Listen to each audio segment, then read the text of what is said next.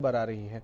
गुरुग्राम में कोरोना के मामलों ने एक बार फिर से रफ्तार पकड़ ली है। गुरुग्राम के 11 नए केस सामने आए हैं।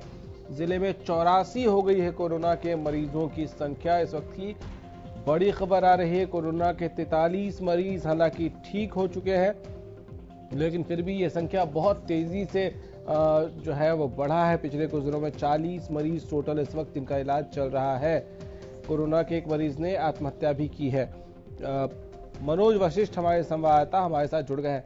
मनोज, बहुत भयावह और बहुत ज्यादा चिंता का विषय जिस तेजी के साथ गुरुग्राम में मामले बढ़े हैं।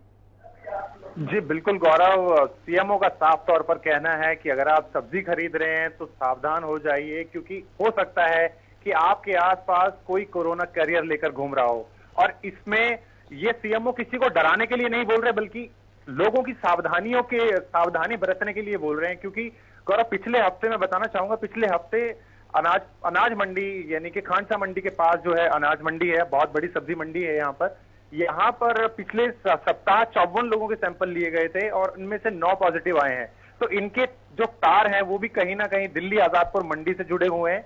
जो आजादपुर मंडियों से सब्जियां आती हैं तो ये लोग आड़ती थे, और जो हेल्पर जो सब्जियां उतारने का काम करते हैं ट्रक से, वो संक्रमित पाए गए हैं। साथ ही 2 जो सब्जी विक्रेता यानी कि जो गली में रेहड़ी लेकर चलते हैं वो भी संक्रमित पाए गए हैं। जी गौरव, क्या ये डिटेल्स मिल पाई है कि ये रेहड़ी वाले कौन कौन से इलाकों में जाते थे? देखिए गौरव, बिल्कुल अभी तो उनके पास रिपोर्ट आई है, उसके बाद जो स्वास्थ्य विभाग ने उन्हें आइडेंटिफाई कर लिया है और उन तक पहुंचने की कोशिश कर रहे हैं। और उनके आसपास के जो उनके साथ रहने वाले लोग हैं, उसके बाद उसका क्वारंटाइन करने का प्रोसेस शुरू किया जाएगा और उसके बाद ये जानकारी उनसे ली जाएगी कि वो कौन कौन से एरिया में सब्जी बेचने के लिए जा रहे हैं। जी गौरव।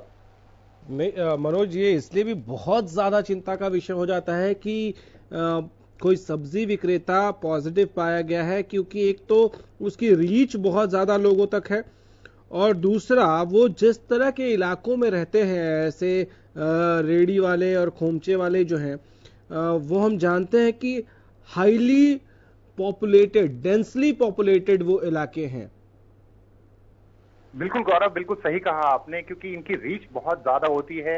ये कई मोहल्लों में घूमते रहते हैं और इसके अलावा जो आम तौर पर जो लेडीज हैं, जो या महिलाएं हैं, घरेलू महिलाएं हैं, वो भी सब्जियां खरीदते समय कुछ खास सावधानियां नहीं बरतती, ना ही उनके चेहरे पर मास्क होता है, और वो कहीं ना कहीं इस मामले में थोड़ी सी कोताही बरतती नजर आती हैं। और बिल्कुल आपने सही कहा, जिस एरिया में रहते हैं वो छोटे छोटे कमरों का घर होता है और वहां पर काफी सारे लोग रहते हैं।